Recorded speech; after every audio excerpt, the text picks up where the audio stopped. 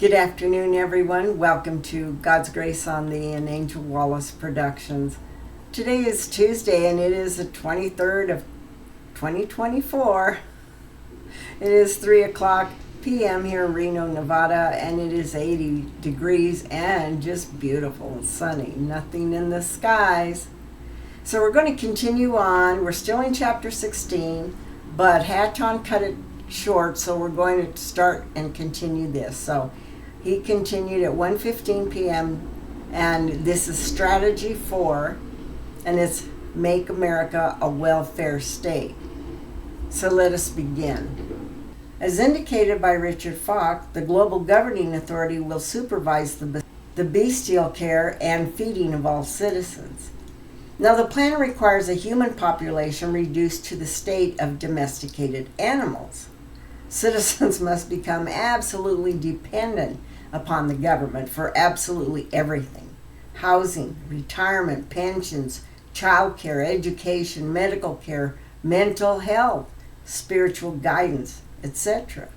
And once ratified by the Senate, the United States International Covenant on Economic, Social, and Cultural Rights will obligate the feds to restructure the economic and social fabric of America in order to guarantee food, housing, medicine, and employment to all Americans. This document mandates government control of production and distribution of food, and it requires that all schools, public and private, foster world order propaganda. In other words, they're going to further the activities of the United Nations, seducing Americans into a cradle-to-grave welfare system through endless taxpayer-financed assistance programs has long been a cartel priority. Several generations of Americans have been strategically educated to believe that government is instituted specifically to redistribute wealth and that human sustenance is possible only through bureaucratic largesse. Therefore, to the applause of hundreds of thousands of collectivists who staff government social service agencies, America is hurtling into socialism at an astonishing rate. And already 1 of every 3 children in America lives in a household that receives some form of government largesse. The freebies are, however, only a transitional phase. There will be no free ride in Soviet America. As the Soviet Constitution affirms, the source of the growth of social wealth and of the well-being of the people and of each individual is the labor of Soviet people. Because someone has to produce the wealth needed to support a socialist system. The plan requires confiscatory taxation that will eventually, as in European socialist states, channel the major portion of the earnings of each American worker to the socialist state. Each socialized American will queue up to await an official determination as to what percentage of his government confiscated earnings he's eligible to receive back in government service. But he will only discover that non-competitive government services are grossly inferior services, one provided by the private sector.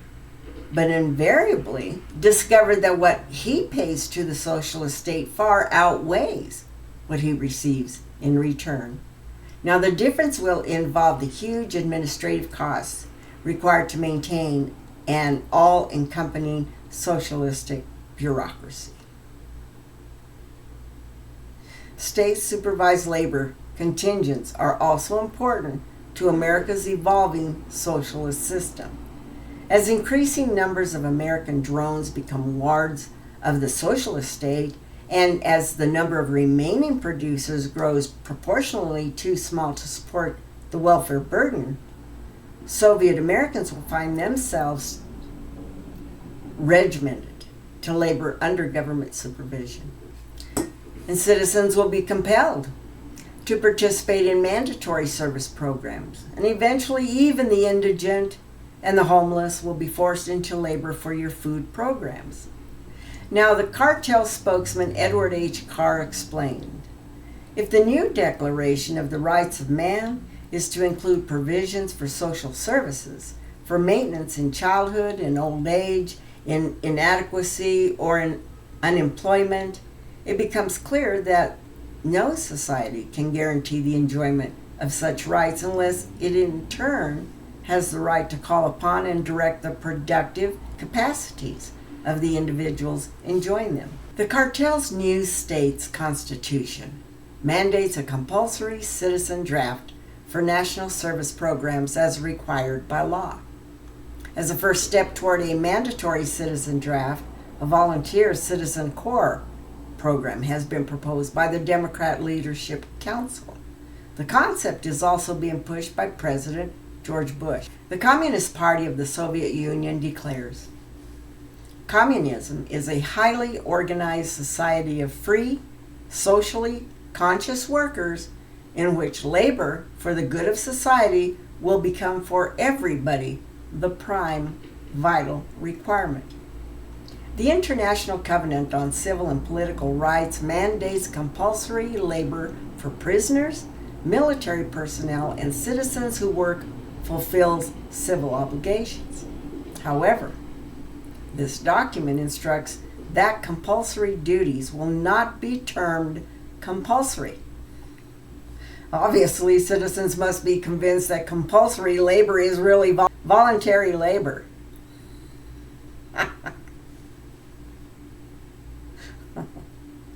Okay, strategy 5. Abolish private ownership of property. Richard Falk complains that the American belief system, which upholds private property rights and the right to accumulate and transmit capital, is an obstruction to global reform. According to Rexford G. Tugwell, co-author of the new state's constitution, Americans must relinquish property ownership.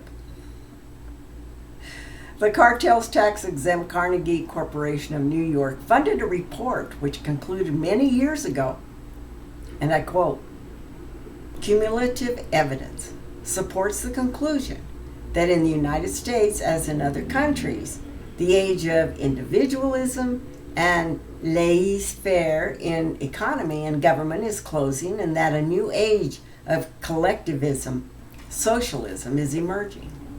It may involve the limiting or supplanting of private property by public property, or it may entail the preservation of private property or extend and distribute among the masses. In any event, the actual integrating economy of the present day is the forerunner of a consciously integrated society in which individual economic actions and individual property rights will be altered and abridged." Or in the poignant words of Karl Marx, the theory of the communists may be summed up in one sentence: abolition of private property.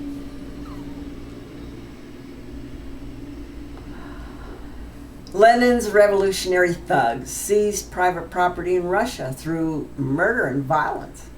In the United States, however, the cartel is abolishing private property through piecemeal socialist revolution. The federal government presently owns 1/3 of the land mass in the United States. This is equal to all land east of the Mississippi plus Texas. The federal government owns 49% of the land in 13 states west of the border between Montana and the Dakotas. As a condition for statehood, Alaska was bludgeoned into permitting the federal government to pertain 224 million acres of Alaskan wilderness. Wow. Alaska is massive. By the early 70s, the cartel had developed strategy to effectively gain control of all privately owned land in the United States. And through executive order, cartel stooge Richard Nixon created 10 federal regions, new states, composed of several states each. And federal grant-making agencies were established to administer revenue-sharing programs for each of these regional units. So in order to qualify for federal funds, state and local governments have complied with federal mandated tax and land using zoning requirements strategically, designed to diminish private control of property. Robert Weaver, a former administrator of housing and urban development, explained to California legislatures, regional government means absolute federal control over all property and its development, regardless of location, anywhere in the United States, to be administered on the federal officials' determination. It, regional government, would supersede state and local laws. And through this authority, we seek to recapture control of the use of the land, most of which the government has already given to the people. The key agency designing strategies for increasing federal control of private land in America is the Cartel's Advisory Commission on Intergovernmental Relations, ACIR. Now, ACIR is headquartered at the Rockefeller-funded University of Chicago, and it's backed by the Brookings Institution, the Cartel's foremost think tank for socialist transformation. ACIR has supplied state governments with model statutes and legislative amendments related to virtually every facet of state and local government. And instead of challenging such brazen meddling, state legislators have consistently rubber-stamped ACIR's recommended legislation in order to qualify for federal revenue sharing schemes. Now, the consequences are becoming increasingly obvious as citizens find themselves ominously less able to pay their burgeoning property taxes, and as each new round of zoning ordinances narrows personal land use decisions to an absurdly small circumference. A clever cartel vehicle for taxing landowners off their property is federal legislation unleashed in the 1960s. This legislation struck down state statutes which limited the vote on property assessments to property owners exclusively. Presently, those who do not own property may vote to tax property owners. This is socialist democracy at its finest.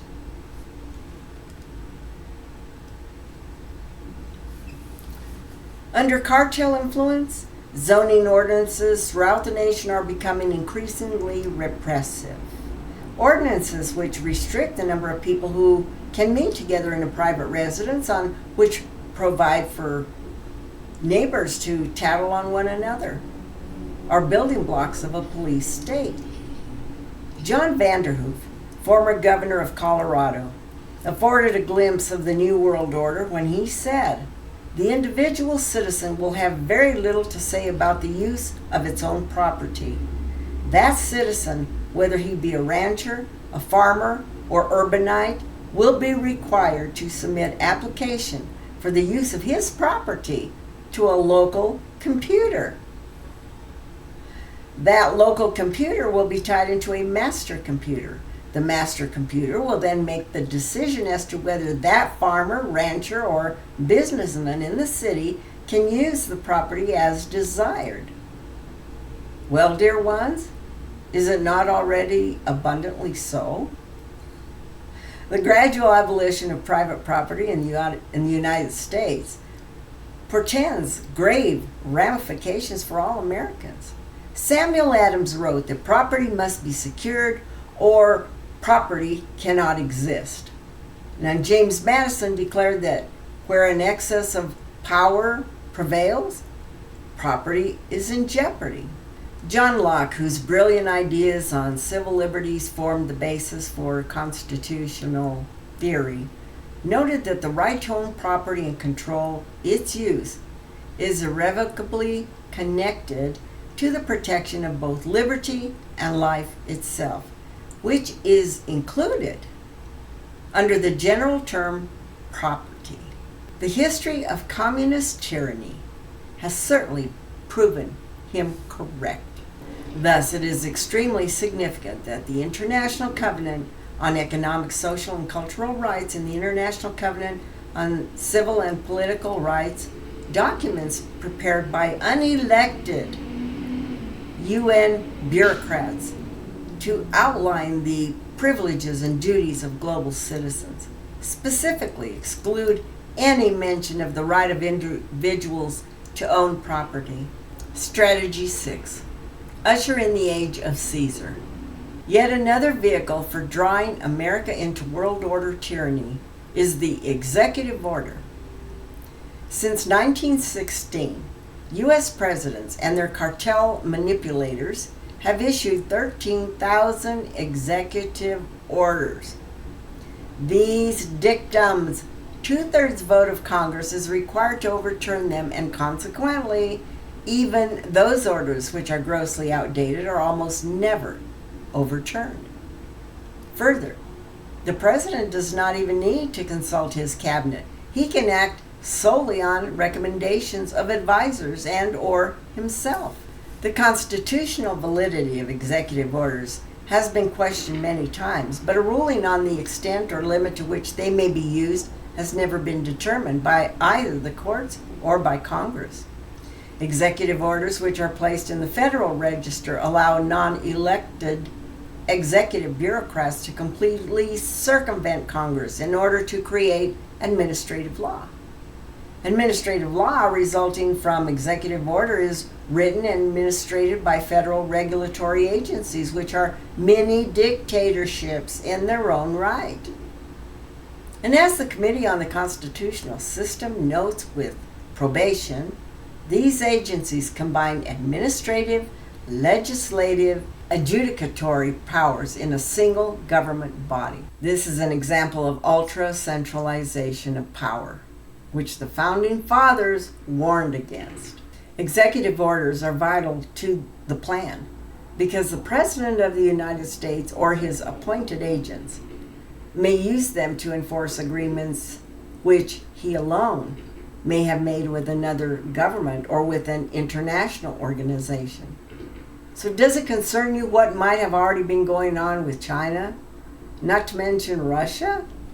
As Senator Jenner warned nearly 40 years ago, the doctrine that the president could make personal agreements was extended to the doctrine that agreements made by any authorized member of the government bureaucracy is in the name of the president had the same effect as those made by the president. And Mr. Dulles tells us that 10,000 executive agreements have been made pursuant to NATO alone. And among the most horrendous of the cartel's executive orders are those which authorize Soviet-style dictatorship in the event of a national crisis. There is a staggering 470 special statutes in the United States Code which can be invoked by the president during a national emergency. Now, these statutes were described by Senator Matthias of Maryland, who testified before a House Judiciary Subcommittee in 1975. These hundreds of statutes clothe the president with virtually unlimited powers with which he can affect the lives of American citizens in a host of all-encompassing ways.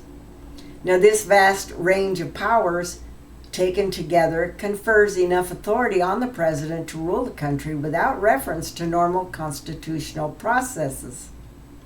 And under the authority delegated by the statutes, the president may seize property, organize and control the means of production, seize commodities, assign military forces abroad, institute martial law, seize and control all transportation and communication, regulate the operation of private enterprises, restrict travel, and in a plethora of particular ways, control the lives of all American citizens. And Mr. Bush has just boldly told you he plans to use them all. And you can take it and shove it.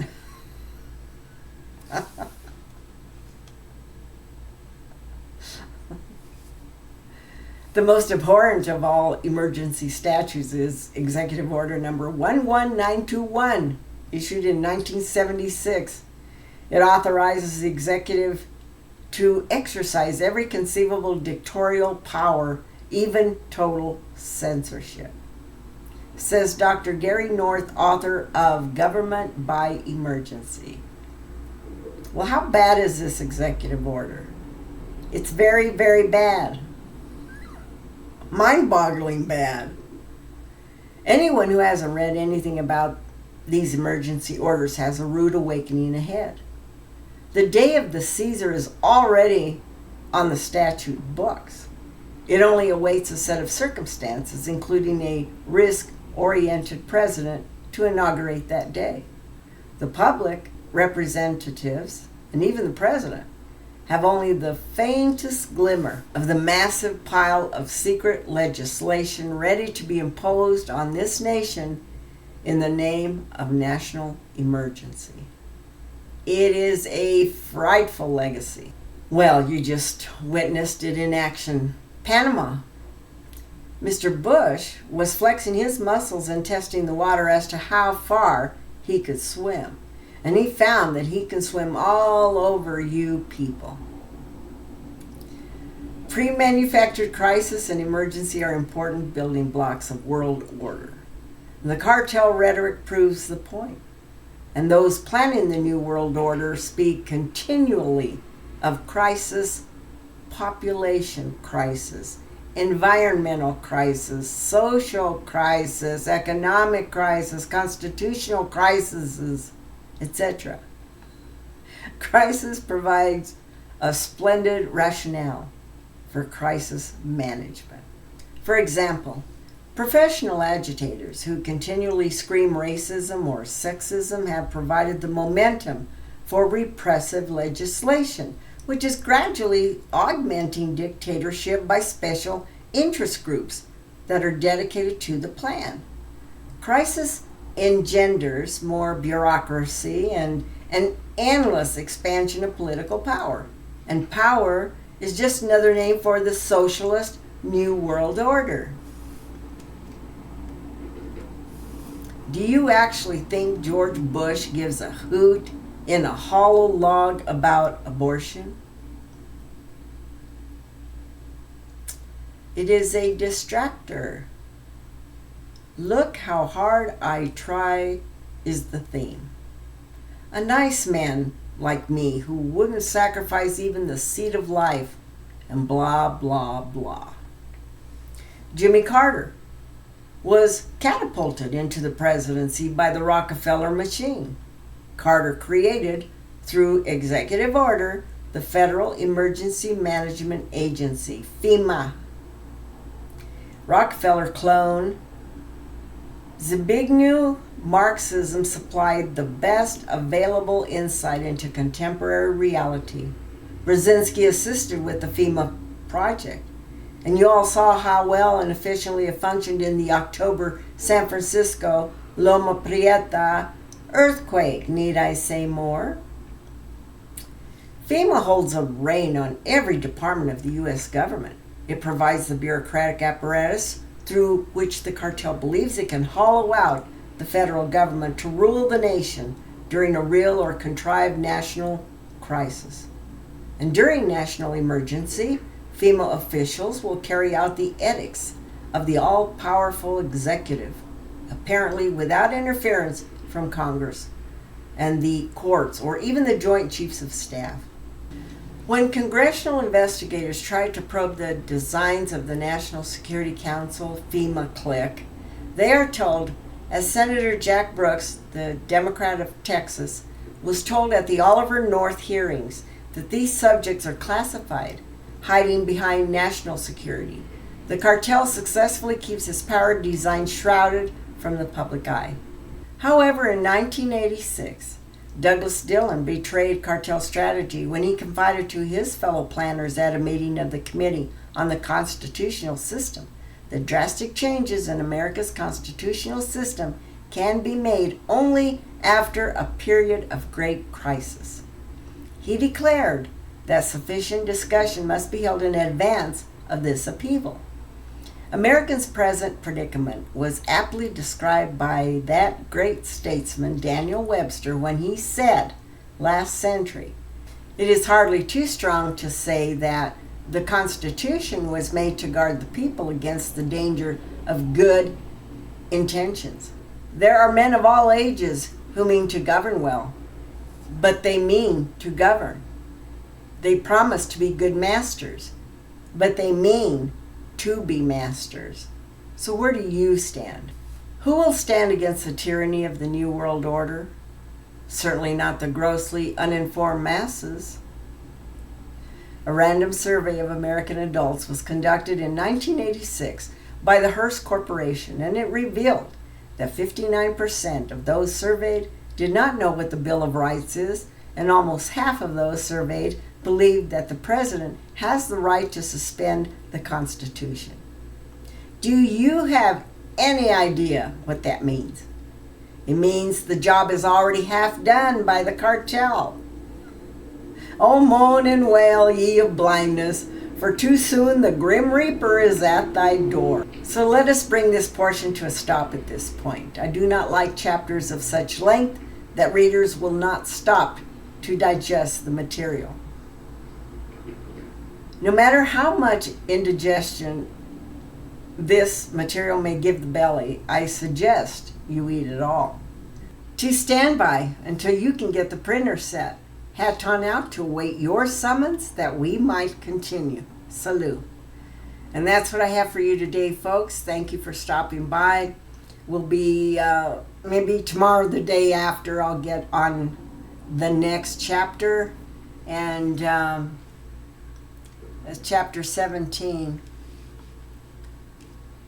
And we're getting some really good information and history on the background of things I know that I didn't know about, and I'm sure a lot of you don't either. But it gives us the means to be 10 steps ahead of most people. For those that listen to that's going on in these journals, you have more of an advantage than most people, because the more knowledge you know, the less fear you're going to have. Okay, folks, be sure and share your smile. Hug those you love, because life is too short, and do something really kind for someone that may need a hand up. They are our brothers and sisters. Love you. See you. Bye.